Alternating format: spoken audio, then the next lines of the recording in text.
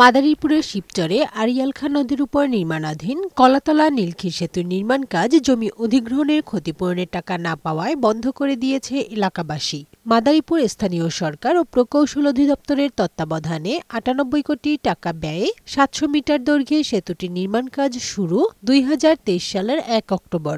২০২৬ সালের ৩০ সেপ্টেম্বরের মধ্যে এর কাজ শেষ হওয়ার কথা রয়েছে।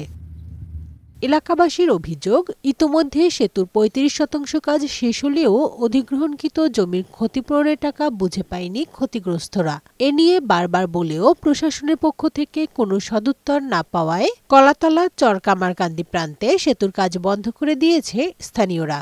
নীলক্ষী প্রান্তে ধীর গতিতে কাজ চলছে, ফলে নির্ধারিত সময়ে সেতুটির নির্মাণ কাজ সম্পন্ন হওয়া নিয়ে সংশয় দেখা দিয়েছে। দুর্ভোগ লাঘবে অধিগ্রহণকৃত জমির ক্ষতিপূরণের টাকা প্রদান করে দ্রুত সেতুটির নির্মাণের দাবি স্থানীয়দের। ব্রিজের কাজ শুরু হইতে এই পর্যন্ত আমাদের জমির টাকা দেবে কইরা এই পর্যন্ত ২ বছর যাবত সেই টাকা পরিশোধ করে নাই। কাগজপত্র জমা দিয়েছে, এখন তো আমার কোনো সুরাহা হয় নাই। কি এলাকার মানুষের জায়গা জমি আছে, তাদের ক্ষতিপূরণটা পায় নাই, সেই জন্য ব্রিজের কাজটা বন্ধ।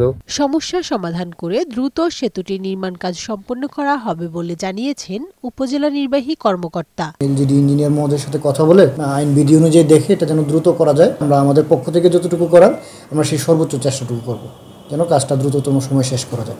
নির্মাণাধীন এই সেতুটি আড়িয়াল খাঁ নদীর দুই প্রান্তের কলাতলা ও নীলক্ষীকে সংযুক্ত করবে, ফলে মাদারীপুর জেলার শিবচর ও রাজৈর উপজেলার মধ্যে যোগাযোগ ব্যবস্থা সহজ হবে।